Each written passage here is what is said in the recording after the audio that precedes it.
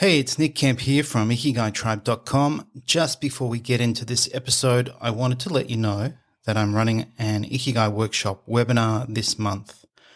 The workshop is 2 hours long and covers the work of pioneering Ikigai researcher Miyako Kamiya, the mother of Ikigai. We look at her definition of Ikigai and her 7 Ikigai needs. We will also take a walkthrough of a psychometric tool developed by Japanese university researchers that measures one's Ikigai, and we will also go over a Japanese Ikigai framework that offers a visual understanding of the Ikigai concept. Worksheets will be provided and the webinar will be recorded, which you will have access to. If you are a coach, psychologist, educator, entrepreneur, or Japanophile and are interested in understanding Ikigai in the context of Japanese culture, please join me for the workshop. Go to ikigaitribe.com/ikigai-workshop. Now on to the episode. So I can only talk from experience, but a very interesting thing that happened to me is I was having just ice cream at 7-Eleven, and it would always come with kind of a plastic spoon. So I was just eating my ice cream from the cup and just using the plastic spoon. But I was holding it in a way I would do with my tea utensils. So I was kind of carefully holding this plastic spoon. And for the first time, I realized how it was well made. ikigaitribe.com. My guest today on the Ikigai Podcast is Dairik Amae, a contemporary tea practitioner and teacher based in the ancient capital of Kyoto, the epicenter of tea culture in Japan. Dairik began his practice in Japanese tea ceremony at the age of 19 and has a background in Japanese architecture as well as in design. Over the years, he has lived in multiple countries, including Korea, Russia, the US, Syria, and Ukraine, and now calls Kyoto home. Thank you very much for joining me today, Dairik. Thank you for having me today. So we had a chat a few weeks ago, so it was nice to get to know you. But I think it'd be interesting to touch on your background and why you've lived in so many different countries. I was born first in Seoul in South Korea and moved to Moscow in Russia. And eventually I lived in Hawaii. Then in my middle school, I was in Damascus, Syria, and eventually in Kiev, in Ukraine. And now I'm in Kyoto. So the reason why I lived in many countries is because my father was a diplomat, and therefore we were posted in all these countries. So very interesting. Did it just feel normal for you, or was it challenging, making friends and then leaving friends and making new friends and different culture, different languages? Yes, it was for sure very difficult as a small boy.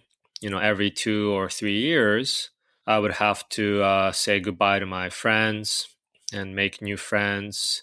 And again, a lot of these countries have such a different culture. The language is different. The food is different. So adapting was, I guess it just had, I felt why I was in that situation. But looking back now, I guess it has helped me to accept and appreciate many viewpoints and many perspectives.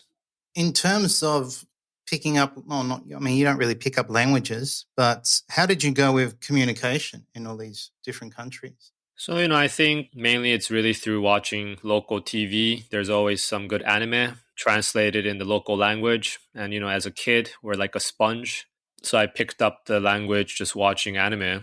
And I guess at school, my friends were 90% just local people. And of course, English helped. But I guess, communication, it's not really just about language, but it's kind of this, even if you're not able to speak the language, somehow people can connect. Yeah, I was able to, I guess, connect through not just the language. And what about language at home? Was that Japanese? Yes, was my parents were Japanese, so even if I never really went to a Japanese school, I never formally studied Japanese, but just talking with my parents, and I have brothers, so I just kind of spoke Japanese with them. I see. So quite an interesting childhood and teenagehood. And then you returned to Japan when you were 19.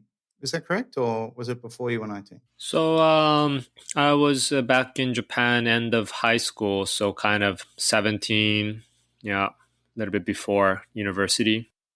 And so then obviously something drew you to study tea and become a chajin or a tea practitioner.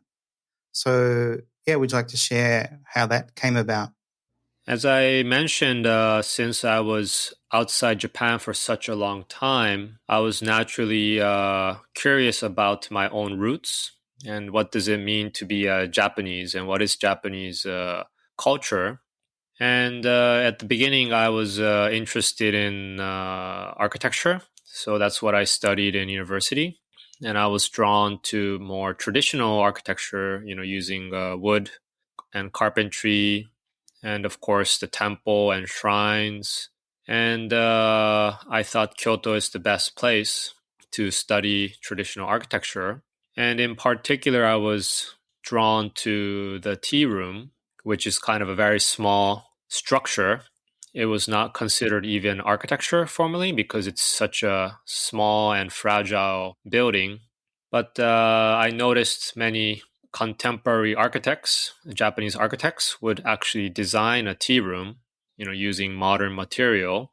So I just wanted to know more about what is a Japanese tea ceremony. So then I started looking for a teacher and eventually found my current teacher or master. So with architecture and I think other cultural practices or arts or crafts, including tea, there's the concept of ma. Was that something you studied or is that something more intuitive that Japanese just sort of grow up with, or is it a combination of both? I feel in my case, this idea of ma was through my architecture studies. So I guess we can translate it as a negative space or this kind of in between space. And typically, we have something called the engawa. Engawa is this in between inside and outside. It's kind of like a balcony, but it's kind of this ma or in between space between the garden and the inside. Fortunately, I think now Japanese people do not really get to sense ma because everything is quite modern, and not a lot of Japanese people practice traditional arts. But ma is also important in calligraphy or painting, even in traditional theater, we use ma. So I think originally it was taught through really practicing the arts. Yeah, it's a fascinating concept, and it probably took me a while to appreciate the idea of negative space, this idea of room, and how it's intentionally used in architecture, and I guess in these other crafts. And it's something I feel we probably need in today's chaotic world with so much distraction and we're overstimulated. So I love this idea of ma, and I guess also that other related concept of yutori, which is, I guess that's more psychological. I guess these are really important elements to not only the tea room, but the practice of tea, which we'll probably talk about later. But what do you think drew you specifically to tea? Because there's so much about Japanese culture you could have explored. Why do you think it was tea? In my case, the Japanese way of tea is especially connected to the architecture, and it has helped me understand the design process. And often Japanese design is known to be simple or minimal. And that kind of comes from this so-called tea practice. In general, we say Japanese tea ceremony covers all other arts, including flowers, calligraphy, gardening, cuisine. So I thought for me, it's nice as a university student that I could see everything in one go and not just kind of be specialized in just flower or be specialized in calligraphy and touching all aspects. I think it's more holistic. So I think that's important to understand this kind of in a more general perspective, because in the end, I was curious about the architecture. Yeah. And so in order to learn and study tea, you obviously practiced under someone. So do you want to share about who you studied under? So my tea master, his name is Soren Bisgaard. So he's actually a Danish tea master. He is from Urasenke, which is a style of tea. There are different styles. And so Urasenke is one of the main schools of Japanese tea ceremony. There are two styles, I think, or I think I recall there are two styles. So actually, there are several if you include big or small. But the major ones, there is three. We have Omote Senke, Ura Senke, Mushano Koji Senke, and they are just kind of known to have a lot more students. Are the differences subtle or are they quite significant? So the difference is, quite subtle in this three main schools because they're actually all related. They're relatives. But if we look at other tea schools, which could be even called the samurai way of tea, then it's a completely different in the gestures and how the tea room is. And but of course, in the end, any type of school would use matcha for the tea. On the subject of tea, there seems to be several names: Chado, Sado, Chanoyu, and we often translate or Westerners understand tea as tea ceremony. My understanding is some of these names represent the practice of tea, and maybe is Chanoyu more a general terminology for the concept of serving tea? So there are really different interpretations, and I think also depending on the period of time, if this was 16th century or 17th century or the present day, there is kind of different interpretations. But I think the basic one we use is called sado and or chado. So cha means tea, and do means way. And together it means a way of tea, as we also have a shodo, and sho means calligraphy. So that's way of calligraphy. We have kado, which is a way of flower. So all this is basically, it's a way of life revolving around that particular aesthetic. And chado is, in my case, my life revolves around the tea aesthetics, which is to enjoy the subtle and simple beauty of things. Lovely. There is something fascinating about this idea of putting so much effort and care into serving tea. And you as the host don't drink tea when you're performing a ceremony or a tea gathering. So that's that's quite unique. So how do you think of tea? Because I did speak to another tea practitioner and he sort of didn't like the idea of tea ceremony. I think he called it tea gathering. So if you're trying to articulate it in English, what would you call it? So I think this word tea ceremony is it was just first used by Okakura Kakuzo. He's an important figure who described Japanese culture to the Western audience. But we can call it tea gathering. Sometimes I would call it tea ritual. For me, I feel one name is not more appropriate than the other. It's really depends, and I feel that this way of tea is so open to interpretation because it has an influence of Zen, and Zen ultimately doesn't have a right or wrong, as there are, we say, many paths leading to the peak of the mountain, and we could also say it's like a shape shifter, and it just takes the shape of the vessel like water does. So can you touch on the two types of chakai? Yes, there are two types. So one, we could call it informal. We call it chakai. Cha is again tea. Kai means kind of gathering or meeting. The second type is the more so-called formal tea gathering, which is called chaji. And cha is again tea. Ji is more of the event. So chakai is I guess you can call it much more simple. It just has a serving of sweets called wagashi, and it can be short, like 30 minutes even, or a really quick drink, or it can be quite long. It can be 1 hour, 90 minutes. But this is more open to public. Sometimes it's not always private. So on the other hand, chaji, this is more private, so it's only for invited guests usually, and this can last up to 3 to 4 hours because we serve kind of a full course meal called kaiseki, including that we also serve two types of tea. We call it thick tea and thin tea.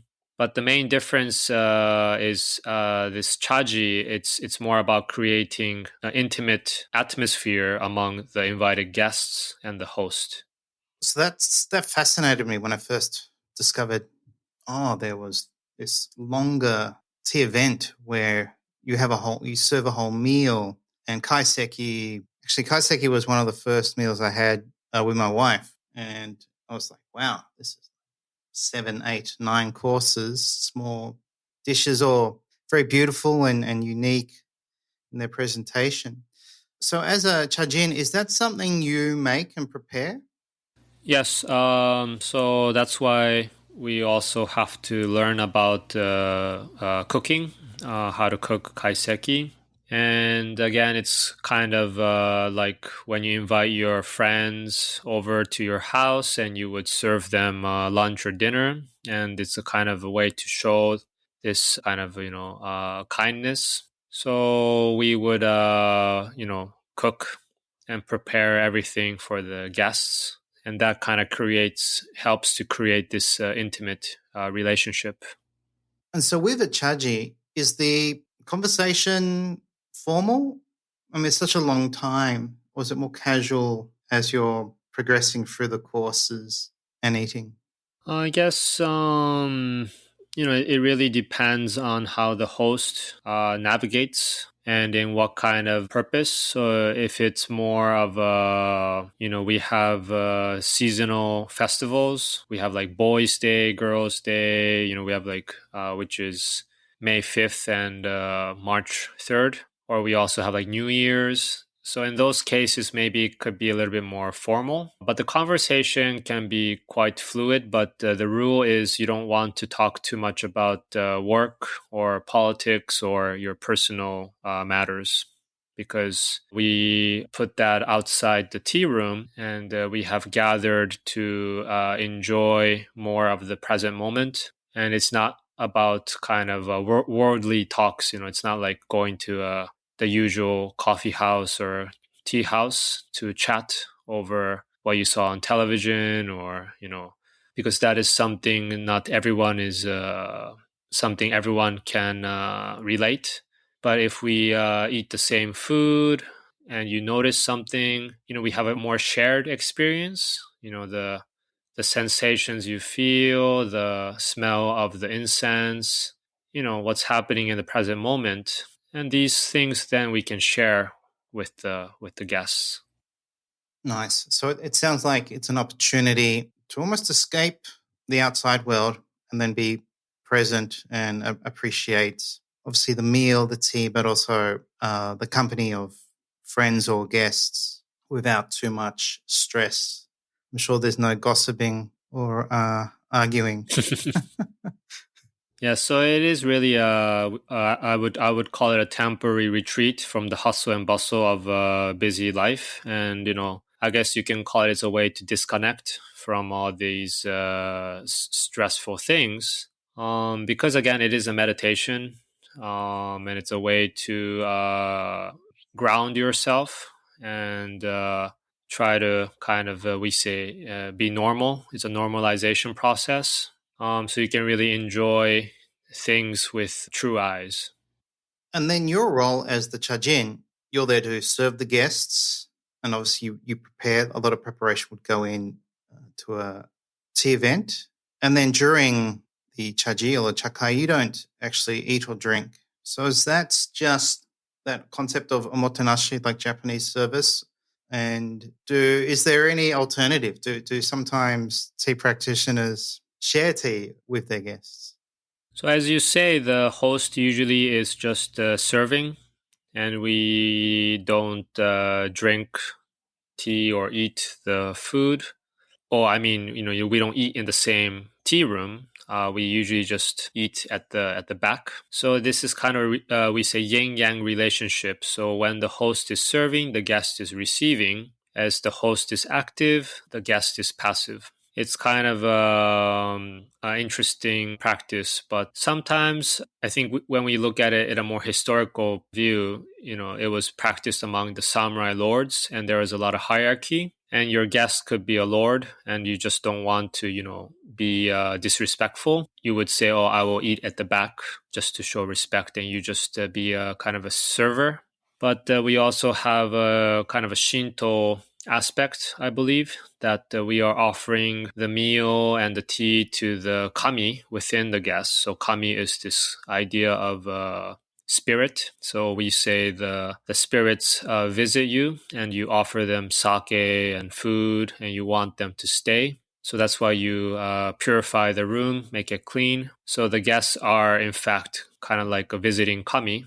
So that's why we would serve them, but we would not eat in the same space. But sometimes, the guest would offer us tea, and the guest would say, "Oh, please join." And then we would accept the offering. So we would make tea for ourselves, or sometimes the guest would prepare tea for us. So really case by case, it depends. So I imagine a chaji with all the food and even tea itself good quality tea is quite expensive. So if you're inviting guests, is there some expectation they offer a donation or a contribution? I feel it's because it's really inviting your intimate friends. So the ideal is the guest will invite you back. So it's kind of give and take. But I think the idea is it's more kind of for your own personal practice. So it's not being it's not like a restaurant. It's not like you're serving them, but you want to practice, and you're kind of asking the guest to come and use their time, because we know everyone is so busy, and we say, "Oh, thank you for coming, and thank you for participating in my practice." But of course, some guests, they feel they want to give back, so some would maybe wrap some fee, or they would maybe bring some gifts. But I think what's important is you shouldn't expect any kind of payment, because you are really, it's more about giving and offering, and for your own practice. I see. So what about with regard to learning tea? What kind of relationship is that? It almost sounds like it's an apprenticeship, but would you be paying your teacher to learn? But because I'm sort of wondering, oh, you're a tea practitioner. How do you make a living from that? So, there are different cases. It really depends on how the teacher wants to do. But I think originally, this was not a source of income. So the past tea masters, their main job is a samurai or a merchant. They have their own business. And the tea is just kind of a more spiritual practice. And they would teach students, but, it's not like their main source of income. But of course, nowadays, there are teachers dedicated to just teaching, and it's kind of a monthly fee. So in Rasenke, there is kind of a standard that you pay monthly to the student pays to the tea teacher. But I guess in the end, it's really up to each teacher how they want to cover the expenses, or how they want to live with it. And are you finding, this is an assumption, obviously you mentioned earlier, less Japanese are drinking tea and obviously learning tea, but there seems to be also interest from foreigners wanting to learn Chado. So is that the case? There's more interest recently from foreigners and less from Japanese themselves? So I'm not really sure about the actual numbers of Japanese students. So, of course, the Japanese population in general is decreasing, and much of the tea students are elder people. In my grandmother's generation, it was very popular, but in my father's generation, not as much. But at least in Kyoto, we have a lot of universities, and usually they have a kind of after school tea club. So they have, at least one big university has like 300 tea students. I think that's a big number. But of course, when they graduate and once they start working in Tokyo, maybe they might not continue. So there is growing interest abroad, and Urasenke always has branches outside in different countries. So I don't know if that's increasing, but for sure there are more people drinking matcha now, and the interest for matcha tea is growing. But I think that doesn't mean there's interest in this so-called Japanese way of tea or tea ceremony. Yeah. No, I can get I think it's a chai matcha latte at my local cafes.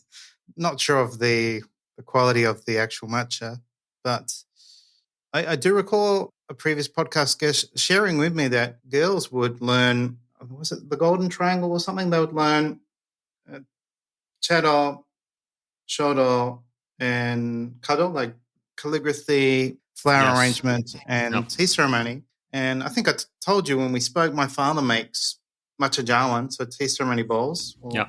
And I think in the 70s and 80s, lots of demand, but now like very little demand, and they've had to focus on making different cups like Unomi and even cups for export to China because it's not a thing every young girl does now anymore. Yeah, exactly. So I think, again, in my grandmother's generation, she told me it was a must to learn if you want to, let's say, be seen as educated or like a good housewife, let's say, that you must know how to do tea, flowers, wear the kimono. It's kind of basic.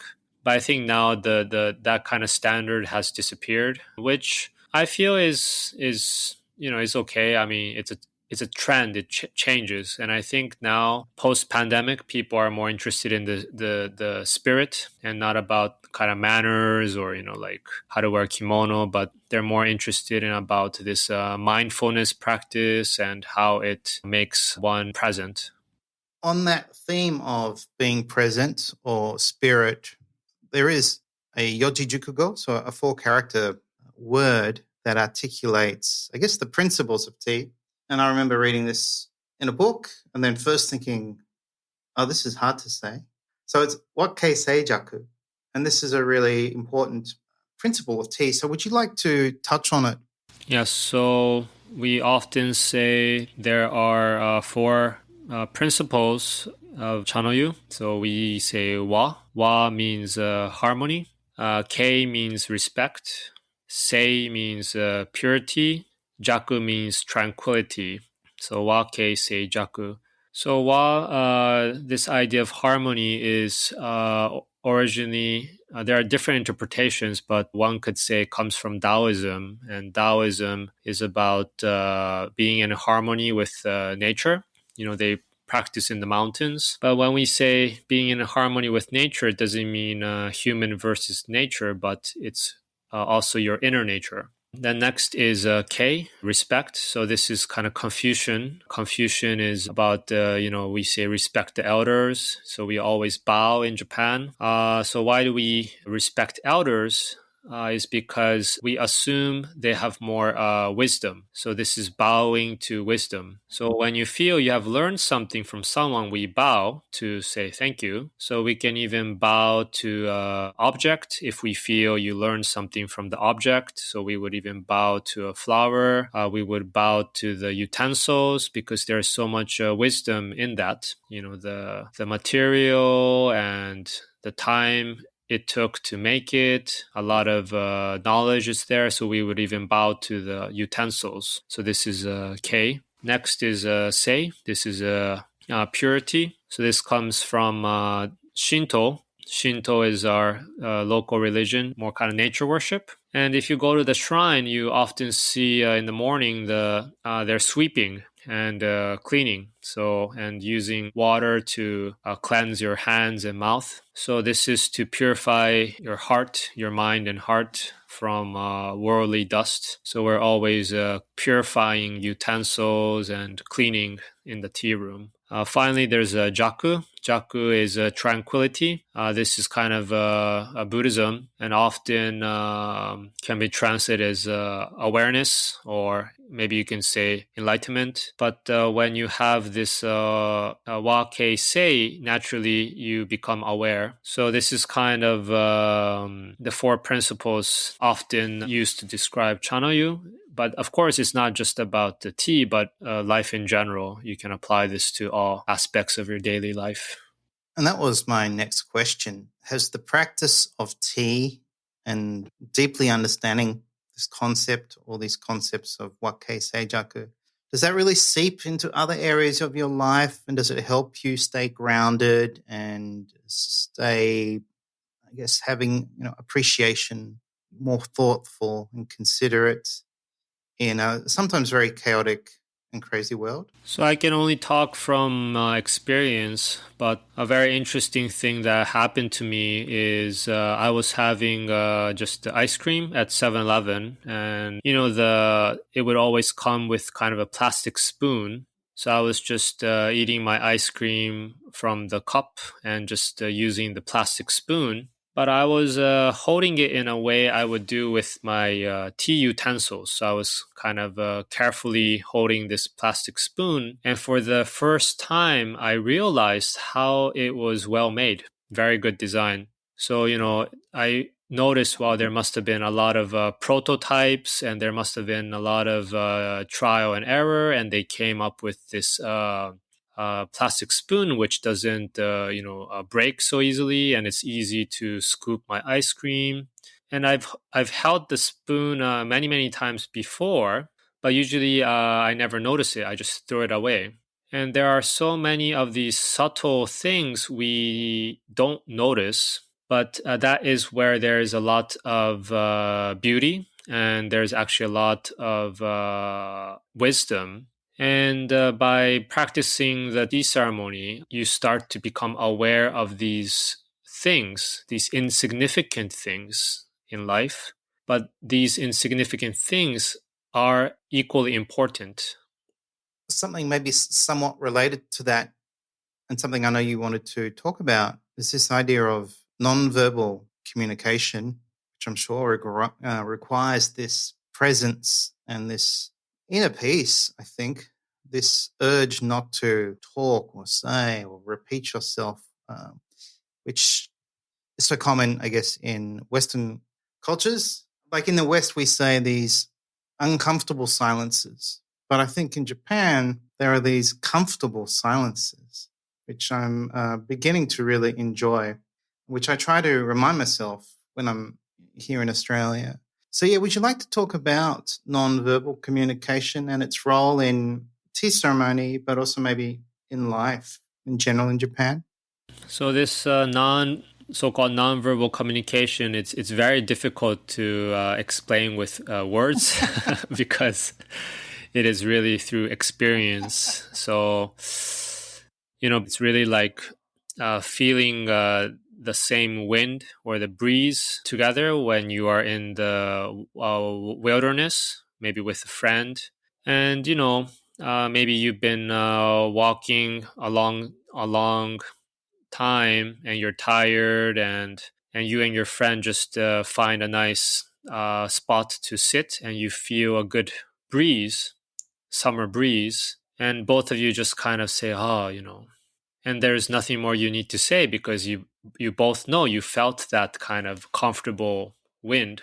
And it's same with maybe the feeling of warmth when you do like a bonfire. People gather around the fire, and at some point, you just stop talking and you're just kind of mesmerized by the beauty of the fire, the crackling of the sound.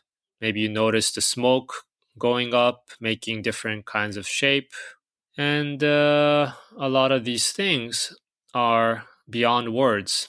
And that is kind of something that there is no words to describe it. So naturally, there is this silence, but we are still communicating because we understand we both, or the guests and the host, felt it. But as you say, yeah, as you mentioned, how does it apply in society? I think it's kind of we say kehai. Kehai in Japanese means kind of read the air. so, so we say read the air. But I think it's kind of like when you see like chefs in the kitchen, and they kind of know what's the next step. So naturally, you don't need much talking, and everything is just big one body. Yeah. It's very comforting once you begin to understand, I don't need to state what's felt or what's obvious. We're probably all feeling or thinking the same thing about this bonfire, or the beautiful reflection of a pond, or the sound of rain. Why spoil it with stating, this bonfire is amazing, or just, be present enough to fully enjoy it. It's something I try to encourage guests who go to Japan, like, be mindful. Like, if you're in a restaurant and you're saying, this is so delicious, you're kind of breaking the harmony. So sort of quietly appreciate what you experience, and then you'll probably enjoy it more because you'll be more present. So I love that aspect, and something I really try to embrace. And it's been very helpful for me with difficult conversations or in groups. I just kind of find myself sitting back and being more of an observer. And then it gives me time to collect my thoughts. And then when I want to say something, I can say something very measured, in control, not reactive or responsive. So it's definitely, it has benefited me embracing this idea of, it used to be holding back, but now I feel I'm not holding back. I kind of want to relax.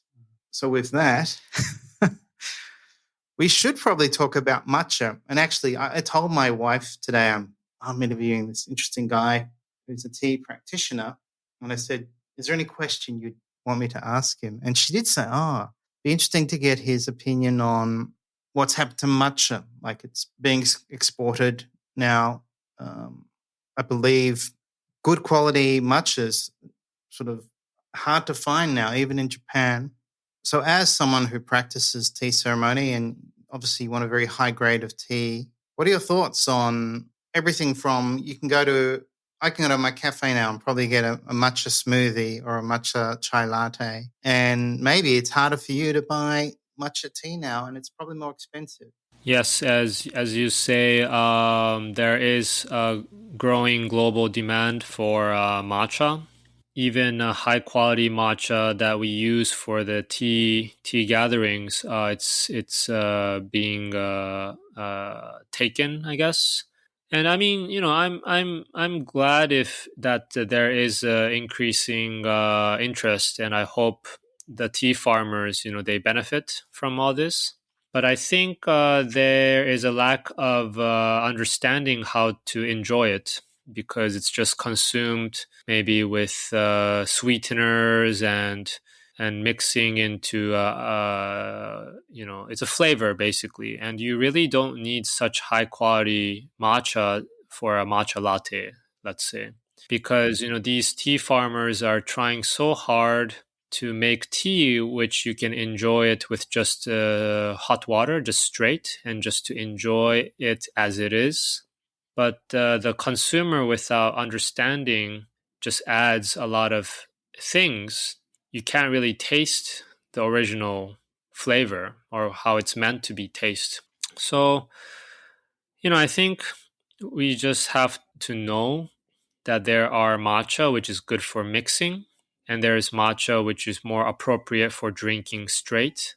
And as a tea practitioner, yes, it's yeah, I'm surprised it's difficult even for us now to get matcha. Of course, we still can because we know the tea companies well enough, so we can because they keep for for for tea practitioners.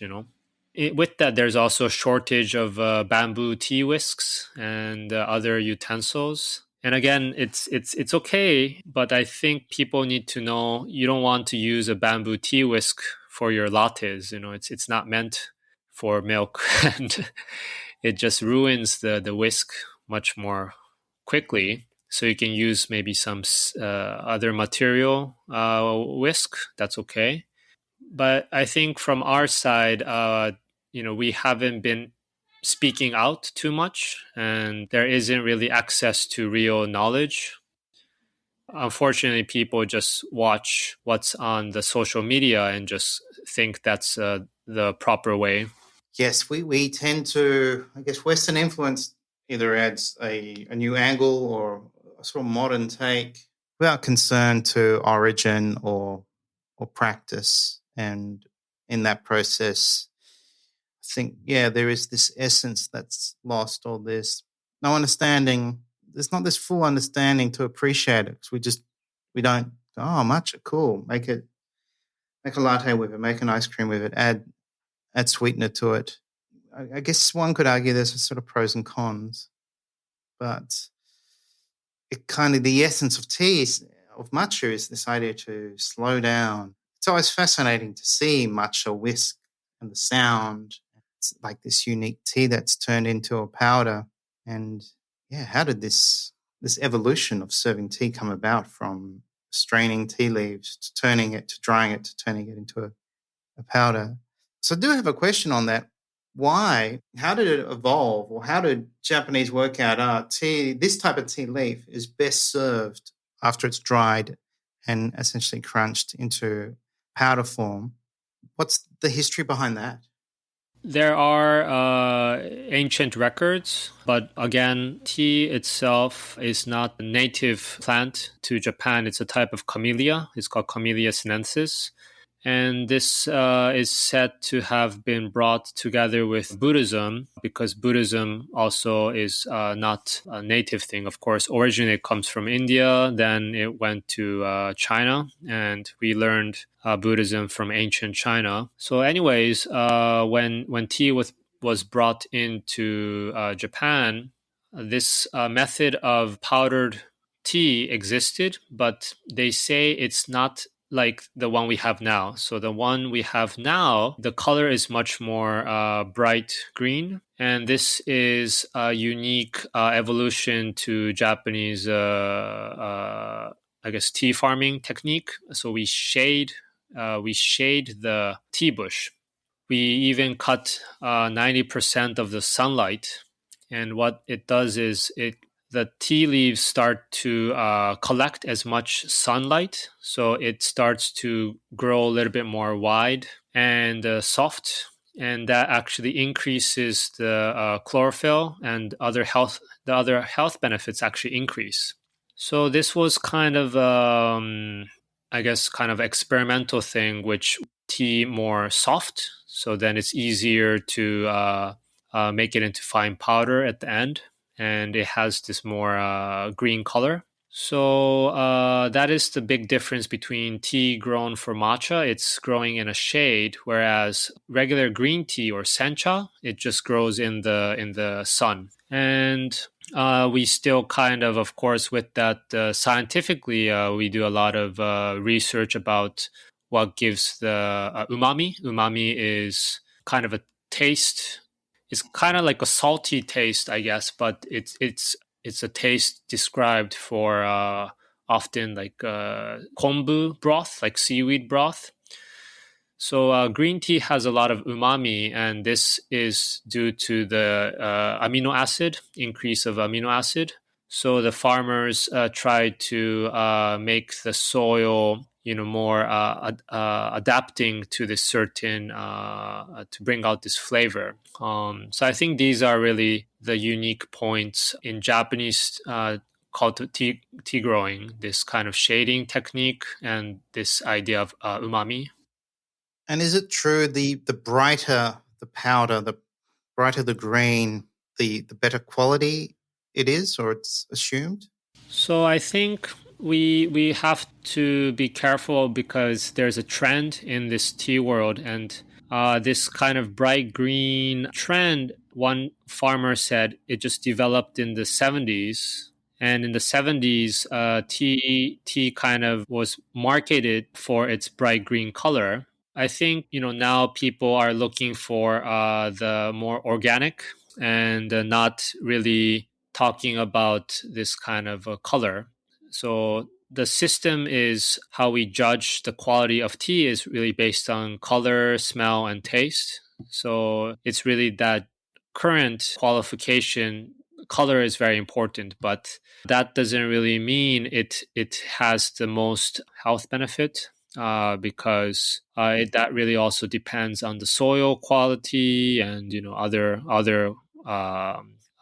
elements. But I think for us tea practitioners, it's really about the health benefits, because we're offering medicine to the guests. And for me, this type of quality matcha, fresh matcha, has a high level of L-theanine. So L-theanine is it makes one calm, and it kind of also helps deal with anxiety. So this is important because that is why the Zen monks have matcha, because they feel more relaxed, and that assists meditation.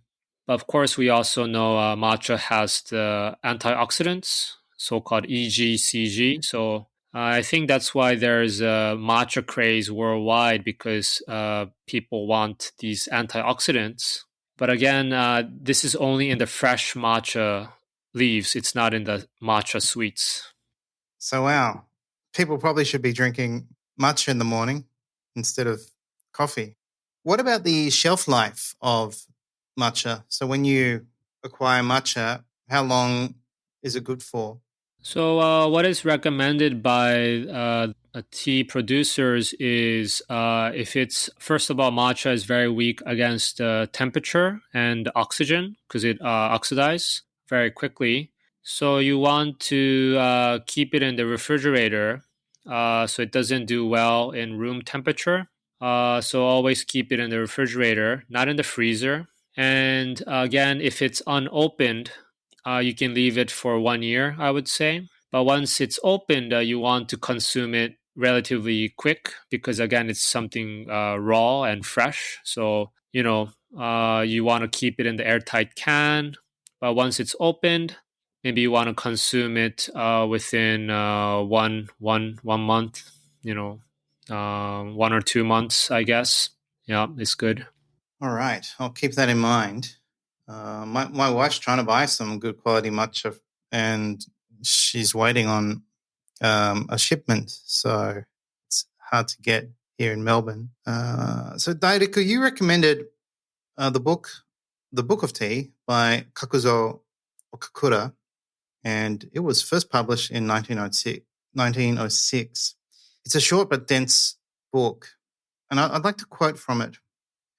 Great as has been the influence of the tea masters in the field of art, it is nothing compared to what they have exerted on the conduct of life, not only in the usage of polite society, but also in the arrangement of all domestic duties do we feel the presence of tea masters.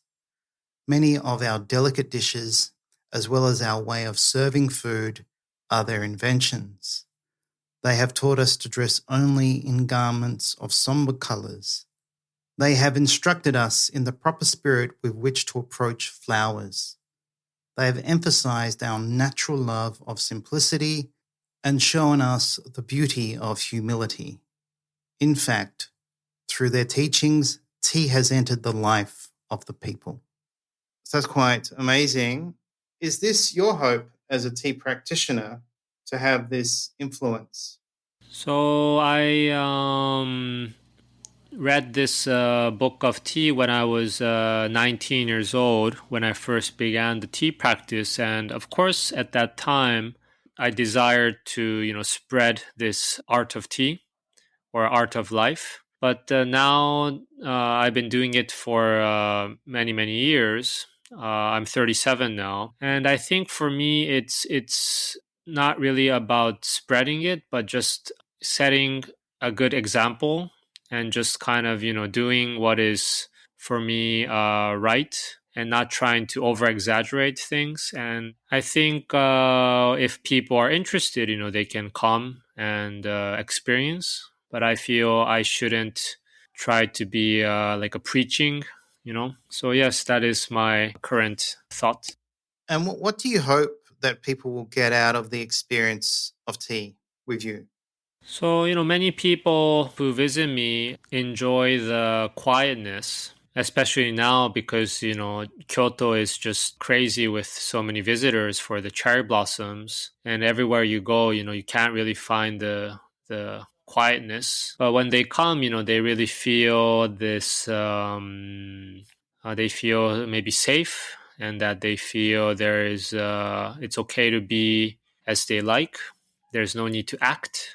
And I usually call it the state of happy boring.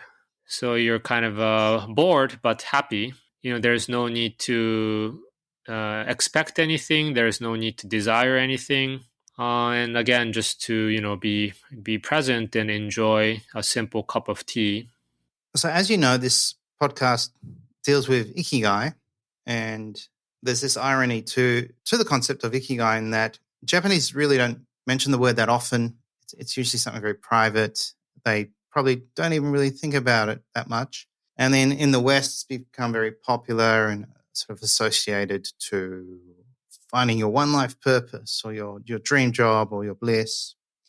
Yet it's also a concept of study in Japan. And there are many papers that measure Ikigai and describe it. They try to understand it in the context of, the elderly, university students. So it is also an area of research and study. And I'm writing a second book on Ikigai, and I asked about 30 Japanese to share, what their Ikigai is, knowing it's a little bit of an unusual question. So I got some people saying, "Oh, I really can't answer it," to some people finding it very easy to answer. And actually one man said, "Oh, it's learning tea. I really enjoy the time I spend learning tea. And now my son's also joining me to learn tea as well." So it's sounded like a very important source of Ikigai to him. You've been doing this for a long time.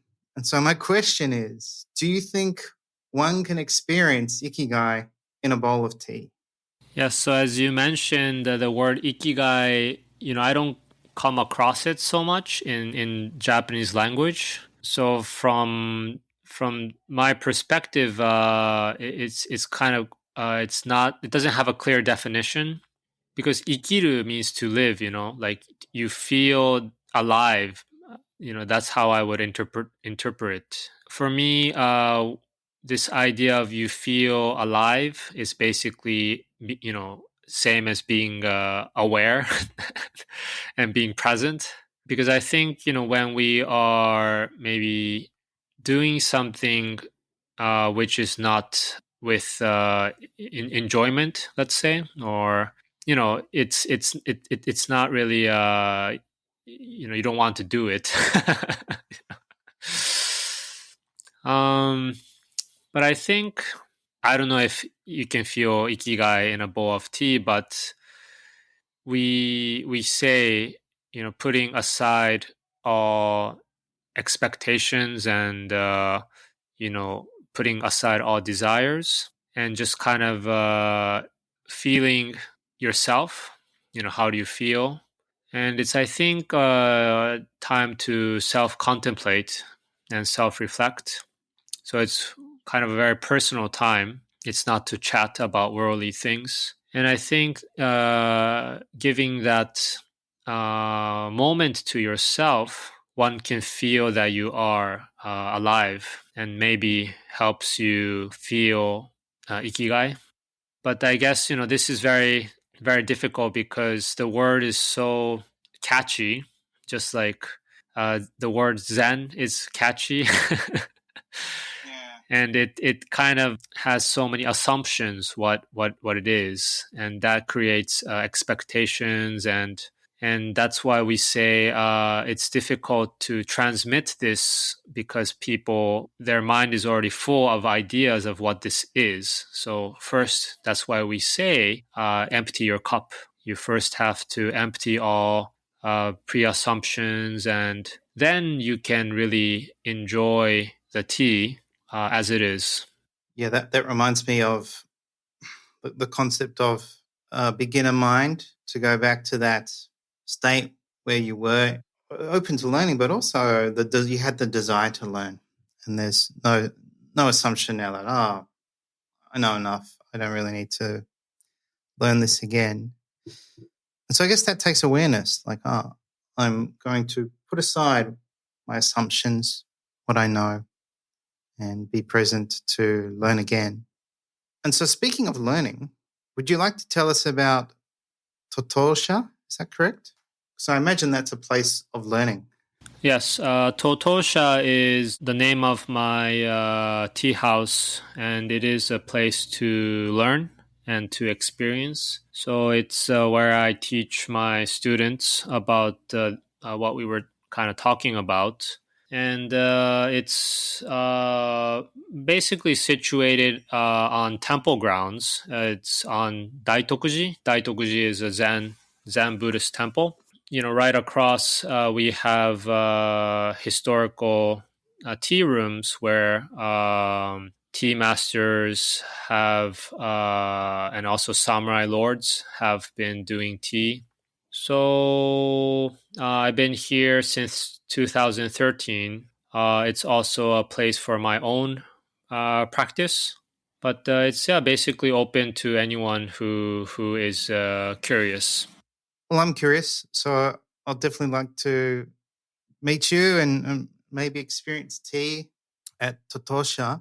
Another word that just came to mind was ibasho. So would Totosha or even a chashitsu be like an ibasho for you, where you can just be yourself? Yes, ibasho is, I think for me, the tea room is ibasho for the tea practitioner. But we would often say it's an extension of your body. I would say it's kind of like the secret base that as kids, we would make a tree house or make a secret base using cardboard boxes or whatever. So it's kind of ibasho that you can feel be yourself, and feel comfortable, but it's also your own little cosmic world. Nice. Well, I'd love to visit your cosmic world. So how can people contact you? So, I mean, you can, of course, always look up my name and look up Totosha. I mean, I don't have a web page or anything. So somehow people who are searching find me. So, yeah, if you keep on searching, we might meet. That is a frustration. I'm finding it's very hard to contact craftspeople or priests. And then the most unlikely place seems to be Instagram. so, so I'm glad I sent you that message on Instagram, because I was thinking, there's no way this guy's going to reply. Like, he's probably not even looking at his Instagram. And you replied very quickly. So thank you for replying, and thank you for sharing your time with me, Dairiku. So that's Dairik Amae. So I might spell it out. So it's DAIRIK and then AMAE. we'll put a link to your Instagram page in the show notes. And thank you so much for your time. And yes, I'd love to experience tea with you, Dairik, in Kyoto. Yes, thank you very much. So I look forward to serving you tea in Kyoto. Wonderful. This episode was brought to you by the Find Your Ikigai course. Developed in consultation with Japan's leading Ikigai researchers, the Find Your Ikigai course is the only culturally accurate and evidence-based practical guide to the Ikigai concept. To learn more about the Find Your Ikigai course, please visit ikigaitribe.com.